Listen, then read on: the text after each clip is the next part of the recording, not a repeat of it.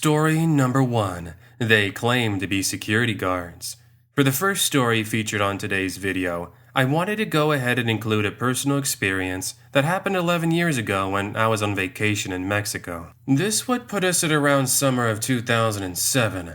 I was 15 at the time, and it was the summer before my sophomore year of high school. As some background, my family and I had rented one of those large vans that could fit up to 10 people. These are the kinds you see large families traveling in anytime they're going on road trips. Anyways, we had spent a day road tripping out in the countryside after spending some time in Jalisco. Since we were still about 8 hours from my aunt and uncle's house in Colima, we decided we would stay at a motel in this small town in the middle of nowhere. Now, I can't recall the exact name, but I do remember it being one of those typical small towns where there was more wilderness than there were people. It was about 7 p.m., and I remember the storm clouds beginning to descend into the valley next to us. With the sound of thunder in the near distance, we had just checked into our rooms and began to relax after being in the car all day. Let me quickly describe this motel. The motel had about, I'd say, 10 rooms, each back to back, and the building formed a sort of L shape. In the middle were 2 pools which at the time were unoccupied.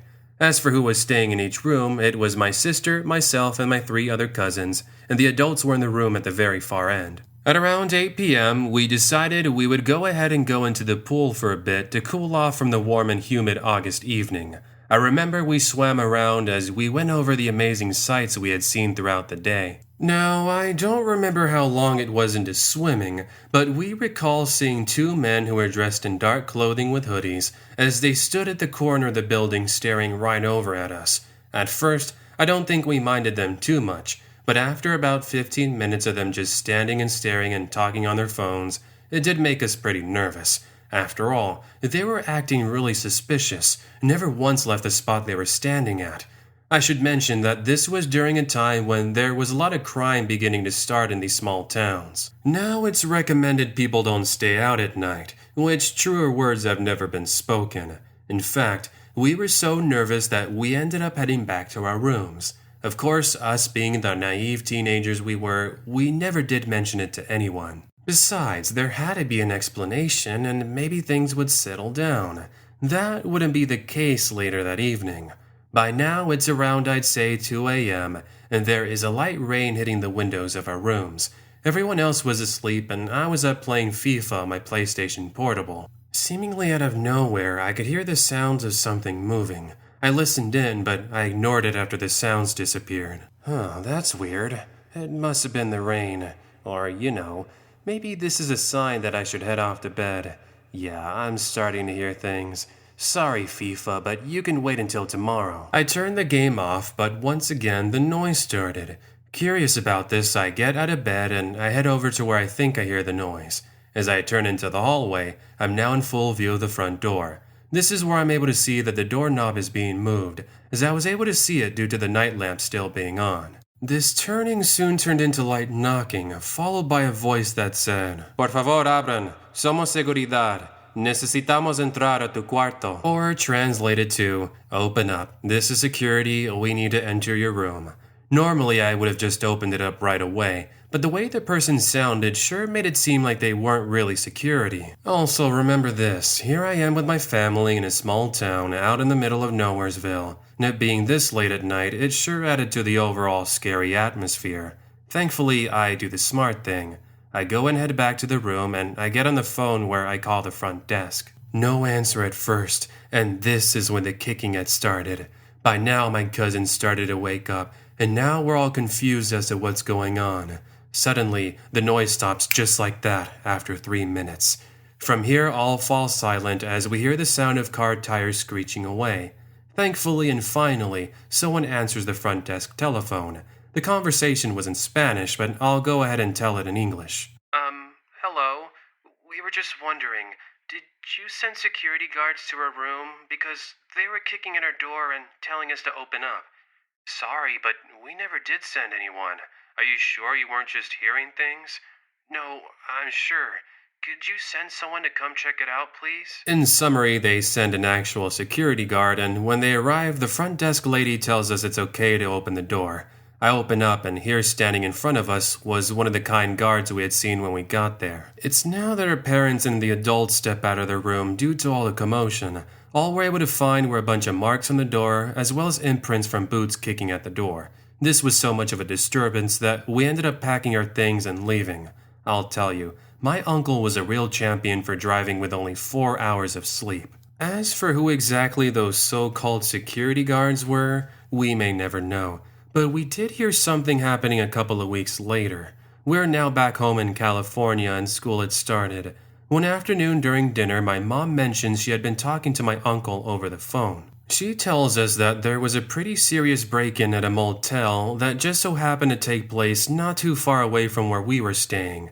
In that case, it was the same thing. They claimed to be security guards, and this time, the people staying in the room opened the door. One thing led to another, and in the end, all their belongings were taken. That's not before a serious scuffle took place, and the two staying in the room had some pretty serious injuries. The two people were never found, and it's crazy to think how close we came to such a serious brush with danger. Story number 2. Never stop in the middle of nowhere. As much as my wife and I love going on road trips and visiting new places, nothing will compare to this pretty strange and pretty creepy encounter that took place in 2004. We were somewhere in between Iowa and Wisconsin, and it was about 6:30 p.m. It was my wife, myself, and our 2-year-old Chihuahua mix Luna. At some point in our drive, we reached a stretch of lonely road that seemed to go on for miles and miles. All around us were crops and fields, as empty as my refrigerator back at home. Up in the distance, we're able to see as the sun is setting, but something else I'm able to see was what looked to be a car of some sort. As we got closer, we could see as someone was waving us down, seemingly trying to get our attention. Now, after watching so many movies, this looked like the perfect creepy scene ready to happen. I mean, think about it. Out in the middle of nowhere, random person, no other people around for miles, seemed like the perfect setup. So much so that we ended up driving past him and trying our best to forget about him. After about 5 minutes, however, I started thinking, oh man, what if he really needed help? What if I was in his shoes? I wouldn't want to be left out here in the middle of nowhere, especially at night. Who knows what could happen? My conscience was pretty much telling me to go back, and against what my wife kept telling me to do, we turn around on this road and head back. By now, there's barely any sunlight, but our car's headlights illuminate the minivan that sat at the edge of the road. It's here we once again meet up with a stranger who stood by the road. As a precaution, I locked the door and we both stayed inside the car. I now put the window down as I called out to the man. Hello there, sir. Is there something I could help you with? Yeah, thanks for turning around. It really does mean a lot to me. Do you mind helping me out with the car? It seems the engine won't start. I should mention that I'm a mechanic and I know everything about cars. Regardless, with no cell phone reception out here, I step out of the vehicle and I head over to the stranger's car. That was a big mistake. First thing I noticed when I opened the front of the car was that there was nothing wrong with it to begin with. This had me suspicious, but I try to play it cool as I turn around and say, sorry dude, but your engine appears to be working fine. You mind trying it again? I now begin walking over to my car, and this was when the man suddenly smiles and lets out a loud yell. Where do you think you're going? Come on out, boys. We got them now. I was confused by this, but either way, it was enough for me to get into the car and immediately start it up. My wife and I are now met with an additional 2 strangers. They walk out from the nearby field and they had ski masks on. This was when the original guy takes out what appears to be a .45 from his back pocket, and now I realize that this guy had set us up. I waste 0 time as I put the pedal to the metal, only to hear a loud pop sound, followed by what sounded like something hitting the back of our car. About 10 minutes later, we are able to see headlights coming up behind us. We both started to get nervous thinking about it, but we left it at us just being paranoid. That wasn't the case. As the car got closer to us, it was now obvious it was the same beat-up minivan from earlier. It was now right next to our bumper. No matter how much faster we went, they wouldn't let up, and there were plenty of times we ended up feeling the bump of the vehicle. It's like they were on a mission to get us to stop, presumably to do who knows what. Just imagine being out there in the middle of nowhere and being worried this might be the end for you. That's all I could think about as our dog barked non-stop. Thankfully for us, it appears they back off as we reach a more populated road. It's now I look into the rearview mirror and I could see the car stop following us, and now it continued down into the dark night. We eventually make it into a small town where immediately we report what happened to officers. The police ended up looking into it and they took our statement, but unfortunately, nothing ever came of it. It still makes me worry that to this day, they were never found. Story number 3. Don't go into the woods at night. Ever since I found this community, it's crazy to see and hear that I'm not the only one who's ever experienced something creepy. That's why I was inspired to write this story of mine that happened to my sister, my cousin, and myself when we were younger. This takes place back around the winter of 2003, when my family and I took a trip to visit our aunt and uncle for the holidays. They lived up in the mountains in a cabin home with our cousin Emily. Also, in case you're wondering, this takes place in Montana. Now, one of the many nice things about this area was it was pretty much like its own little paradise. They lived out pretty much in the middle of nowhere, surrounded by trees and woods on all sides. Consider it something like you would see in a fairy tale book. If of course that fairy tale was to be a twisted one. Yes, my friends, nothing about this experience was right whatsoever. So, during our week stay there, we spent time indoors watching the snow fall and listening to holiday music. If my parents weren't helping my aunt and uncle cook food, then they would spend time with us watching movies late into the night. I remember one afternoon specifically. It was the 29th of December, and my Aunt Stacy and Uncle Jack were heading into town to pick up some groceries that we needed. As for my mom and dad, they had returned home to take care of some things for their business. My parents used to own a bakery back then, which they ended up selling about 5 years later. That's besides the point. The point is that my cousin, sister, and I were spending the afternoon by ourselves while the adults were away. This was when it would all begin. Seeing as we were the adventurous 13 and 14-year-olds we wanted to go and play in the nearby woods. Thankfully, our cousin Emily knew of a nearby frozen lake that we could check out for the afternoon. That was the plan, considering by now the snow had calmed down and all was fairly quiet. Another good thing was it didn't snow too much, so we could easily get around if we needed to. Now, before I get too carried away, I'm going to backtrack a little as I should mention something I started to notice leading up to this event. One night it had been late and we were in the back playing frisbee. At some point I get this really strange feeling. Seriously, it's so hard to describe it unless you're in my situation. It's like you can't help but sense someone's watching you, but you just don't know from where. This was further escalated as I go and fetch the frisbee that had flown into the woods. As I go to pick it up, I happen to catch the glimpse of someone running off into the distance. This was when I yelled out to them, but I got no answer. Who in the world are you yelling at? We're right over here, you know. Now would you hurry it up already? Yeah, safe to say my sister and my cousin were pretty confused. But that wasn't the last time I would notice something weird.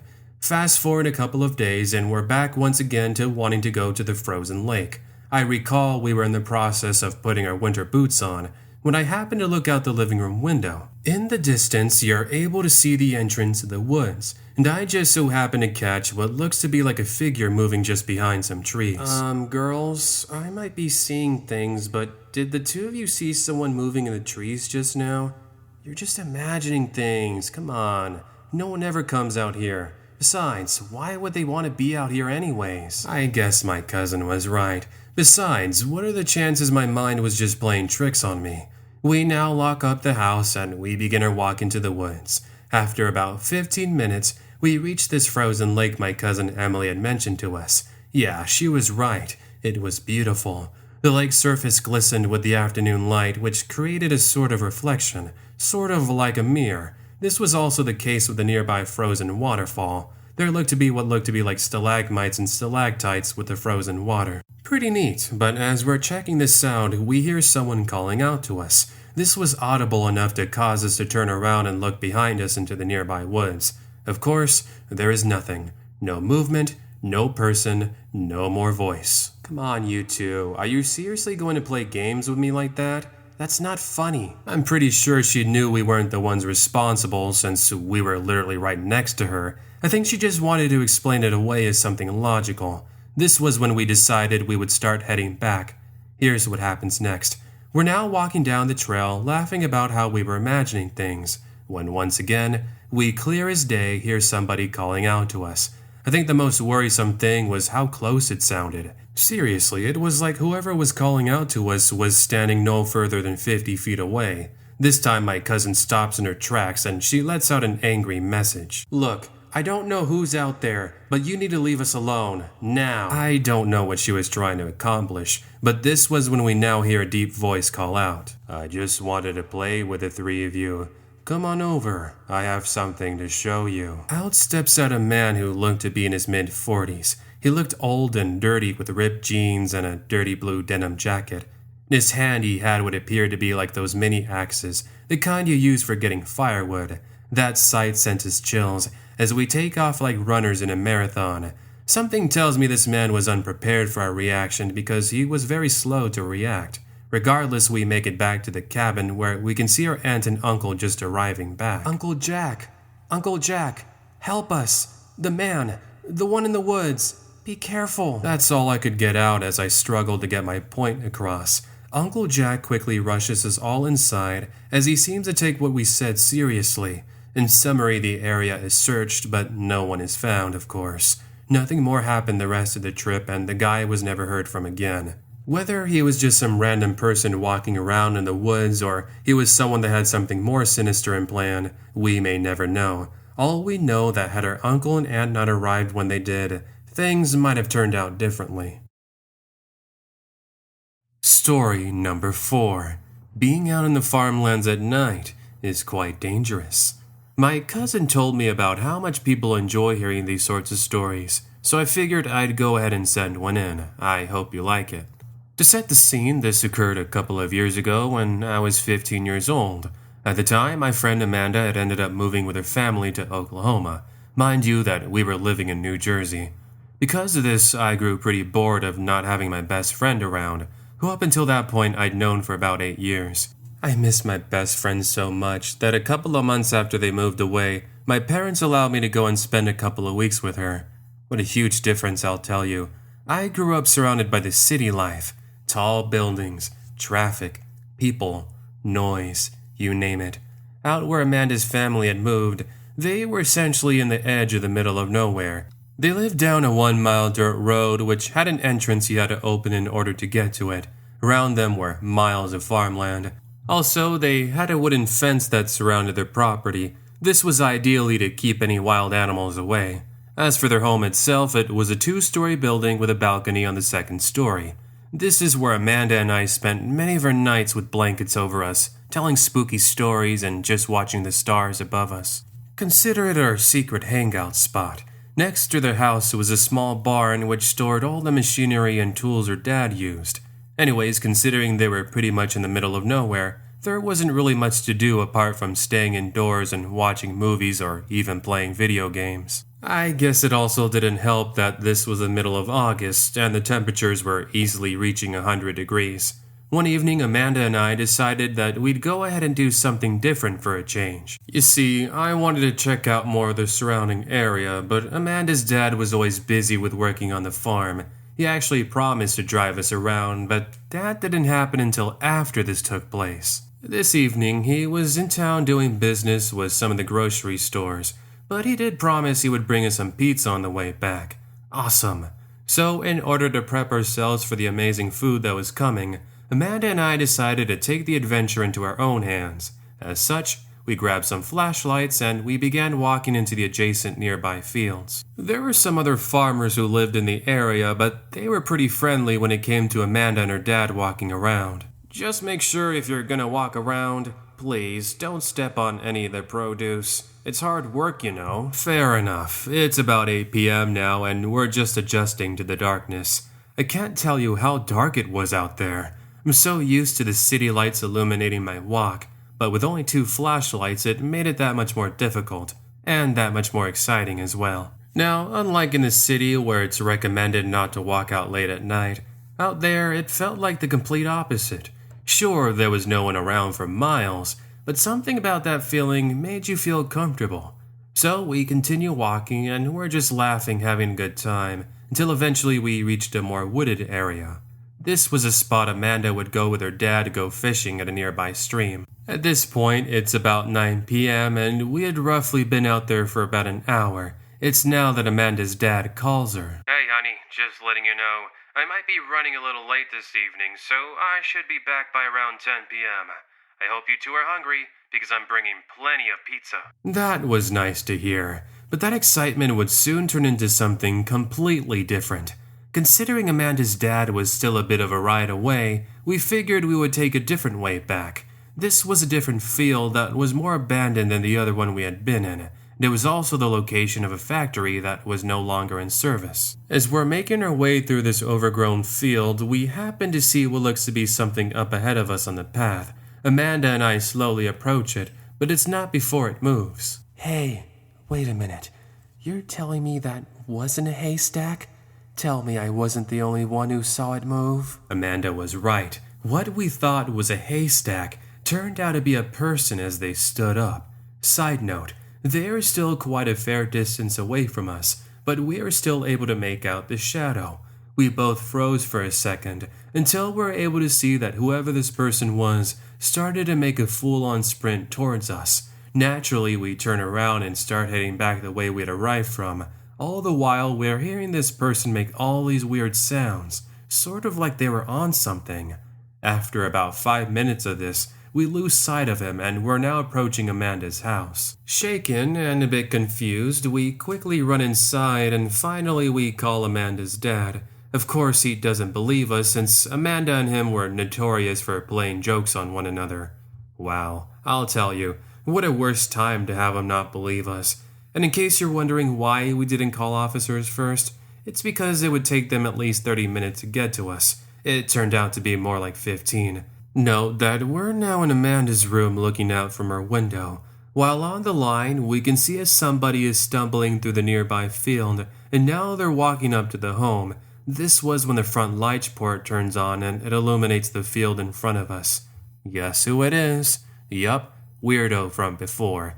We both froze as we see him run up to the house and begin hearing loud knocking and kicking at the door. This goes on for about 2 minutes until all goes quiet and we lose sight of him. Great, we don't even know if he's in the house, and surely we can't even see him. Regardless, the minutes seem to go on like hours, until eventually we're able to see 2 officers approaching the property. This was when the operator on the line tells us it's okay to step out. We do, and after 10 minutes of searching, the officers head into the barn to check and see if anybody was there. Yup, you guessed it.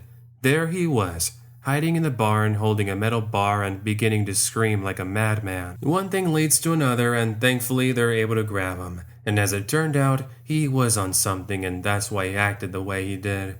As for why he was out there, we don't know exactly, but in the end it made the pizza that much more welcoming when it finally did arrive, albeit later than expected. Story number 5. Chased on the back roads. I've been meaning to share this story for quite some time, so here it is for all of you to listen to. I lived in a small town out where the largest thing we had going for us was a grocery store. Seriously, this was like a place where everybody gathered on Fridays where the town would hold a farmer's market. I don't know, while some people might consider living in a town of less than 1,000 people boring, I myself enjoyed it quite a lot. Things were fairly quiet and you really felt safe being out late at night. Another nice thing was any time you needed to call for help, officers would arrive to your house in no later than 5 minutes. With that said, let me take you back to a couple of years ago when I was attending college. See, in order to get to my school, you had to take a lonely country back road for about half an hour. That's until you reached the nearby city. This evening just so happened to be my final exam for the semester, and I was in town with some friends having dinner. During our dinner, I couldn't help but notice these 2 men who kept looking over at our table. I don't know, but it's like they seemed at a place. Deciding my paranoid side was getting the best of me, we eventually say our goodbyes and I get on my motorcycle ready to leave. Of course, of all nights, my motorcycle seemed to be having issues. Oh no, say it ain't so. Come on, engine. I just had maintenance done on you like a week ago. Ugh, will you please just start already? Out walked the 2 strangers from earlier as they seemed to notice me struggling with my motorcycle. This is when one of them says, "Hey there, cute one, what are you up to? Don't tell me your motorcycle isn't working. Why don't you come with us? I'll fix your motorcycle and in exchange, we can go have some fun. What do you say?" Yeah, no thanks. It's now I'm really starting to get nervous. See, I'm small for my age. I'm 5'3" and I weigh about 110 pounds. These two are easily over 6 feet tall and probably weighed around 230 and 250 pounds. In a heartbeat, my motorcycle engine finally turns on. It's sort of like it was telling me, "Sorry I took so long, but I heard you needed to get out of here. So come on, let's go." That's considering if my motorcycle could talk. I digress. I waste zero time as I get on out of there and I leave the parking area. I now start exiting the city, and I'm no longer able to see the two from earlier. Ugh, thank goodness that's finally over. Seriously, I have no idea what might have happened had one of them tried to grab me. Ugh, I don't even want to think about it. Fast forward about 15 minutes later, and I'm now driving down this dark and lonely country road. The last car I'd seen was about 10 minutes ago, and they were going the opposite way. Wouldn't you know it that out of nowhere, I'm blinded by a series of headlights in my side mirror. I quickly look away, but I can't help but notice the lights are still reflecting. Okay, seriously, who in the world keeps their high beams on for this long? I mean, surely you saw me, didn't you? I turn around, and at first, I'm not sure what it was that was behind me. Remember, I'm driving a motorcycle, I don't want to fall over. They turned their lights down for a brief moment, which now allows me to look to see who was behind. I can now make out what looks to be like a green minivan that had me thinking for a second. Hold on a minute. Is it just me, or does that minivan look familiar? I knew it. That has to be the same one from town. I just know it. See, while I was in the parking area earlier, I noticed as I left, those two weirdos stepped into that same colored vehicle. I didn't mind it too much back then, but now things are different. Now they're starting to get closer, and this time, they ended up driving right next to me. Just so you know, this is a 2-lane road. Doing this is extremely dangerous, but something was telling me they didn't care about the rules. So I turned to my side, and I can now see the passenger side window moves down. Yup, just as I expected, the two from earlier. Hey, you didn't think you were going to get away from us that easily, did you? What happens next, I couldn't believe. Had I not acted quickly, it might have been the end for me. The driver, in one quick second, turns the car into me as they try to knock me over. I was able to speed up in the nick of time, but he just missed colliding with me. Just recounting that has me shaking. This is when I speed off, and I'm easily pushing upwards of 80 miles an hour. Now, thankfully I knew this road fairly well, but at night it was quite risky going at that speed. But what else was I going to do? Their speed is what really unnerved me, because I'm able to see that they're actually catching up to me. Never mind the fact I'm being chased, we're going way too fast, and this guy isn't letting up. You can imagine I'm sweating cats and dogs, and my adrenaline is pumping like crazy. Thankfully, I do see a familiar sight up ahead. There is a sign indicating you're about to reach town limits, with a recommendation to slow down your speed. This was put in place due to many accidents in the past. So I start slowing down a bit, and they do the same, as I'm now able to see traffic up ahead. Sweet. This was my chance. I could sneak by these cars with my motorcycle. That's exactly what I do.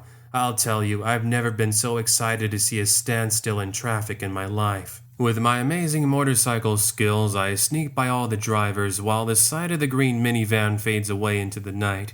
Finally, after a 20-minute chase, all seems to be over. Instead of going home, I head straight to the police, and this is where I tell them about what took place. In summary, they do look into it, but they never did find that same green van. I haven't been back to the city since, and I moved a couple of months after. Whoever those two were, I don't know what they had planned, but I just hope they were eventually caught. Story number 6. Farming Town Mystery. This encounter is fairly old, as it happened back in the late 1990s, but it's one I still remember. As some background context, I was 13 years old at the time, and I lived in a small farming community in the Midwest. The town mostly consisted of farms and wooded areas, or as my brother and I called it, Nowheresville. Anyways, during the summer months, we would spend all day playing our Nintendo 64. Super Smash Bros. Was our favorite, and I remember all the times we had tournaments in our garage. We would invite the neighborhood kids, and they would bring their controllers with them. All in all, good times. But that's not what I'm here to recount. See, about a 10-minute walk away from us was a set of woods that backed up into a mountainside. It's here where a trail connected you into a state park. Oftentimes, my brother and I would grab some flashlights and backpacks and we'd go exploring into these backwoods. The only rule our parents gave us was to never go too far in, and to never go at night. Understandable considering the stories of people going missing. Anyways, one night in particular, my brother and I had been fairly bored at home. See, our Nintendo 64 broke after my dad had been vacuuming our room. Thanks, Dad. There went our entertainment for the night. But even so, we had other plans. Our plan was to sneak out at midnight and go into the woods and go exploring. Though looking back now, that wasn't exactly the smartest thing to do. Moving on. We began our walk into the woods, going down the same familiar dirt trail that runs alongside a riverbed. We're talking and laughing and we're having a good time. That's when we decided to take a trail we had never taken before. Hey bro. Yeah, what's up? You know, we've never gone down this trail before. What do you say? Let's see if we can find anything new. Yeah, why not? After all, I think we can use the change for once. So we begin our trek down this new trail, albeit a bit on the edge. See, about 5 minutes into the walk, we started to hear noises. I'm not talking about owls or crickets chirping, but more like rustling in the nearby wilderness. Hello? Is anybody out there? Come on, bro, relax. I'm sure it's just a curious little rabbit hopping around in the night. Come on, let's keep going. That did help me relax, but still, I couldn't shake this feeling like we were being watched.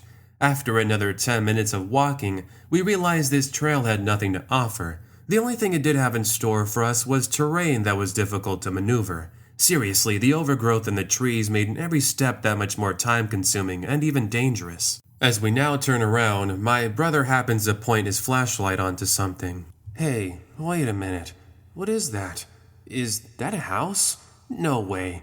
Do you think somebody lives there? Yeah, bro, I'm sure an abandoned house with the windows knocked out and the roof missing is a sign somebody's gonna be living there. Come on. Yeah, my brother was a bit on the sarcastic side, but I think more than anything it was to hide the fact he was nervous. Either way, I was getting bad vibes telling me that we should just leave, but my brother wanted to go ahead and check everything out. Well, against our better judgment, we go and slowly approach this small little home, if you really want to call it that. This home, so to speak, was in a rectangular shape. There were shards of broken window on the ground, part of the roof was collapsed, and the front door was laying on the floor just a few inches from the entrance. Around it appeared to be a bunch of food wrappers and plastic bottles that had seemingly been left there. Jeez, way to go to pick up your mess, people. Anyways, as we started to get closer to the building, my brother and I could start hearing whispering. The more we listened in, however, the more it sounded like someone or someones were singing, better yet, chanting. As we are now at the entrance of the cabin, we are both able to see what looks to be like a small campfire in the middle of the home. Along with this, what looked to be like 3 people dressed in dark robes with hoodies on, sat around the fire, each holding a candle. How in the world they hadn't heard us, we have no idea, but now the goal was to get out of there without them seeing or even hearing us. Please don't turn around. Please don't turn around. Just let us leave and we'll forget we saw you. Does that sound good to you? I wish that was the case. Their chanting suddenly came to a halt when my brother happened to step on a water bottle, causing it to make a loud noise. Way to go, bro. Now they know we're here. The 3 suddenly stopped what they were doing and immediately sat up. Wow, let me tell you, these guys were tall. They were easily over 6 feet tall. Now that they were face to face with us, my brother and I froze as this guy started speaking in a language we didn't understand. He then took his hoodie off to reveal his face. It was full of scars and makeup of some sort. Either way, my brother and I now take off running as we hear the sounds of footsteps catching up to us. At that point, we run blindly into the woods with our lights on, half expecting to find somebody to sneak around us. That didn't happen, thankfully, and we did make it back home, albeit we had trouble sleeping. It was so creepy that we ended up telling our parents the next morning, though we changed the details saying we had gone during the day. I guess we were more concerned in getting grounded had we broken their rule. About a week after that, my brother and I were home alone and we were in the back room watching a movie. At some point, our dog started barking towards our back door, which we thought it meant he needed to go use the restroom. So I opened the door to let him out and immediately he begins barking. Toby, shh, be quiet. Do you know how late it is? As soon as I step out, I'm welcomed with a sight I would never forget. In the tree line ahead of me, 3 shapes, hooded people, each holding torches in their hands. Thank goodness for Toby, who I forgot to mention is a pet bull. Had he not been there, I think these guys might have tried approaching the house and they would have tried to do who knows what. While Toby is barking, we stare at each other for what seems like an eternity, but it's more like 10 seconds. That's until they eventually turn around and head off into the woods. Why I didn't think about calling officers, I don't know, but it's something I still regret doing.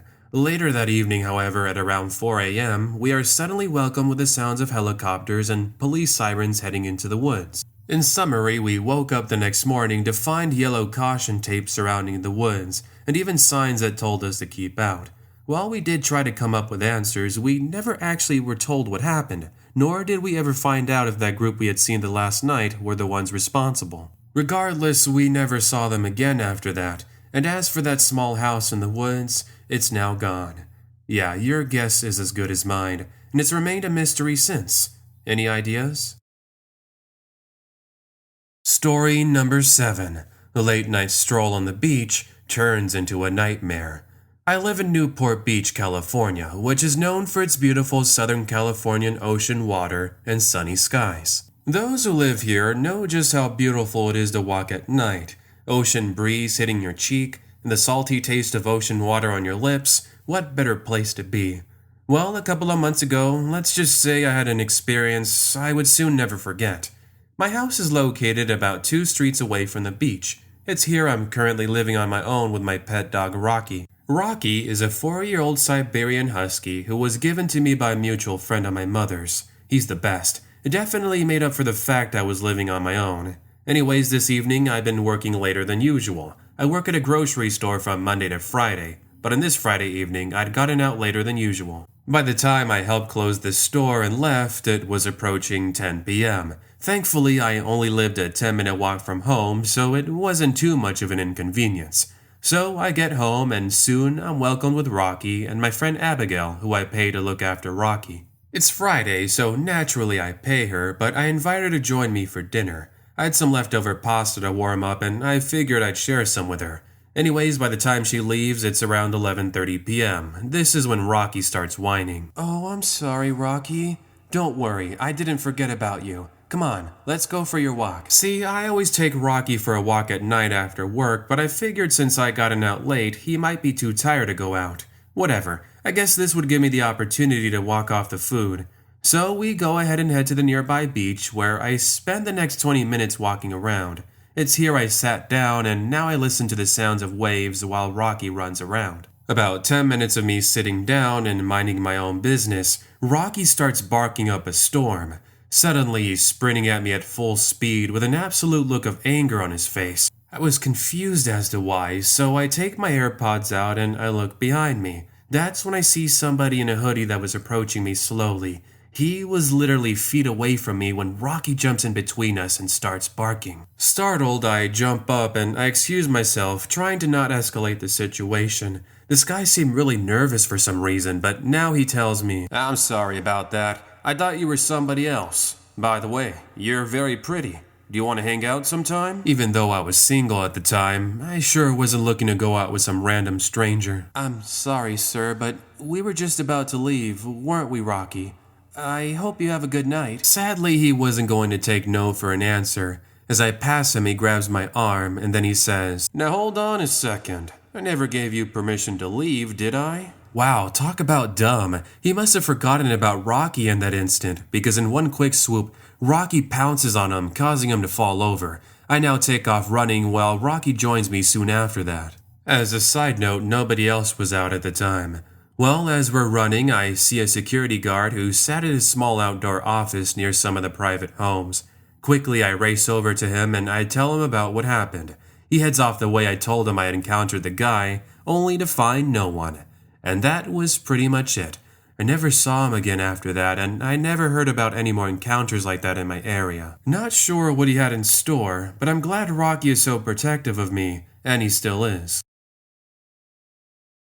Story number 8. The day rock and roll saved my life.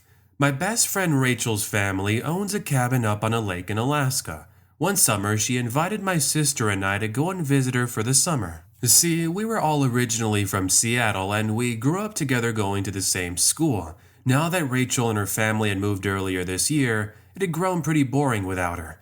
Anyways, we ended up going to visit her for a while. The plan was to arrive at her house in Anchorage, then drive an hour out into the wilderness where we would be spending the weekend catching up and just hanging out. It was an awesome couple of summer days, and for the most part, we spent time walking around the woods and playing by the lake. One evening at around 10 p.m., we decided to go for a walk to a nice section of the woods. Rachel tells us that about a 20-minute walk from here, there's a canyon where you can see a large frozen river. It's there we can sit by a cliffside and we can watch the water below. It sounded like a fun idea, so we venture off into the wilderness with our jackets and a backpack with water and snacks. Once we arrived, we sat there for about an hour, talking, relaxing, and just chatting along. Eventually it started to get colder, and it's now we decide to head back to the cabin. On our walk back, Rachel started telling us a story of some mountain climbers that had gone missing. Knowing Rachel, we thought she was joking around with us and she was just trying to spook us. Regardless, as we started crossing over a small river, my sister Katie looks over to the right. We continue walking, but I noticed Katie had stopped. Hey sis, what's up? Did you want to take a break or something? No, I'm okay, but it's just that what? Well, I thought I saw the shadow of something large moving up ahead of us in the tree line. Oh, come on, don't tell me you're working with Rachel to scare me. Come on, you two. Not going to happen. I'm not. Fine, whatever. As we are conversing, we now each see the shape of something stumbling around up ahead of us in the distance. After about 15 seconds, we determine it to be a bear along with some bear cubs. Now, as cute as they were, which trust me, they were, Rachel knows fairly well not to get too close, so she made sure to remind us. For you see, the moms are very protective and they'll come after you, that's what she says. Well, wouldn't you know it, the bear cubs start walking over to us. That's when I've never felt so nervous in my entire life. At any moment, the mom is going to notice us and come charging after us. As calmly as we could, we back away slowly, not once taking our eyes off of them. Still, they kept following us, and all I could say in my head was, "Oh, they're so cute. Come on, go away already. We don't have any food on us, and surely we don't taste any good, so please, just go the other way." Eventually, they seemed to lose interest, and they walked the other way. We now take the chance to pick up our pace and return back to the cabin. But trust me, that's not the end of our story. Fast forward to later that night, everybody was already fast asleep and I was in the process of waking up to use the restroom. I grabbed my cell phone to check the time, but I noticed the battery was at 2%. No problem, I just grabbed my charger. Wait a minute, where is it? Well, I looked in my backpack, but I couldn't find it. That's when I remember I'd left it in the car. Great. Annoyed, I put on a jacket and I quickly step outside to go to the car. I open the car, bend down to grab the charger, and as I look up, there it is. Staring at me through the passenger side window is who I believe to be the same mama bear. My heart sank and time froze in that instant as I now saw the two bear cubs approaching me from my side. What do I do? Do I stand still? Do I run back to the house? Or do I jump in the car and hope they won't break in?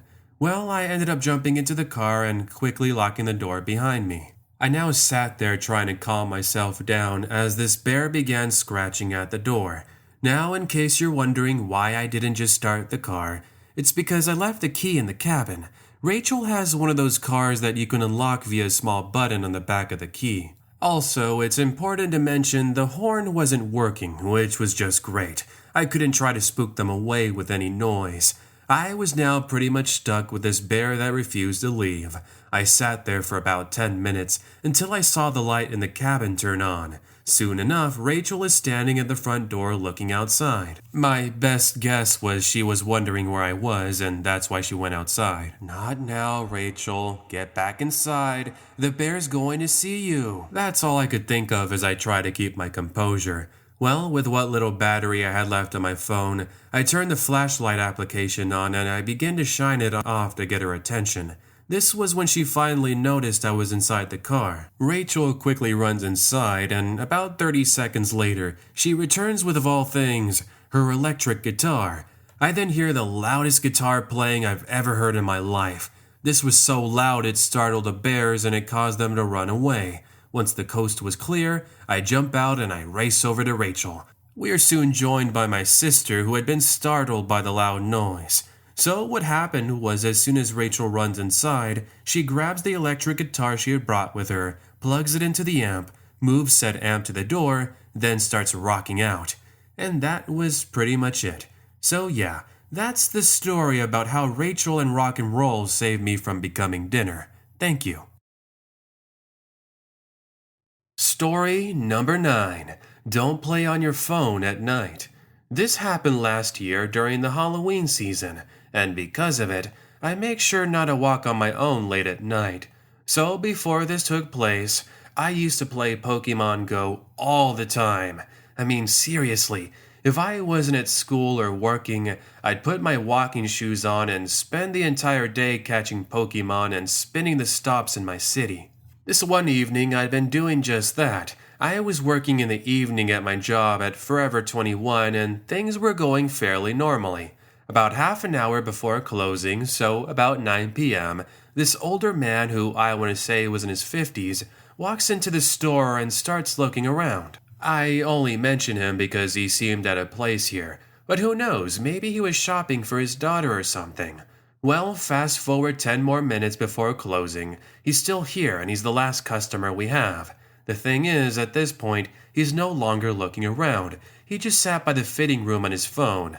That's when I went up to him and I told him, "I'm sorry, sir, but we're about to close. I need you to leave so we can close for the night. Sorry." He seemed angry about it, but then in a calm manner he says, "Okay, don't worry about it. I'll just wait for you outside, so don't mind me." He then walks out of the store.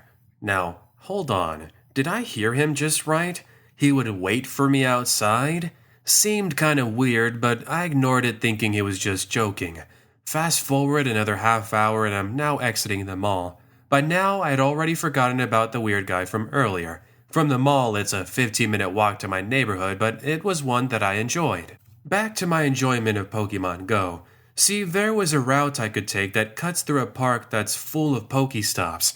This is why I'd once again decided to walk down the same path so I could catch some of the new Pokemon that had just been released. The walk is going fine, and I'm enjoying spinning stops and catching Pokemon. That's when suddenly I heard somebody call out to me from behind. At first I ignored it thinking I was just imagining things, but then I heard my name. This time I stopped and I turned around only to see a familiar face. It was the same man from the store, and this time he wasn't alone. I was assuming he remembered my name from my name tag since I had no idea how he knew it. "You see? This is the cute one I was telling you about. Remember the one from the store? See, I told you she went this way." "I'm sorry." "What?" That statement alone had me sweating. Without a moment of hesitation, I'm taking off on a full-on sprint, heading over to a nearby bus station. Surely someone had to be working there that could help me.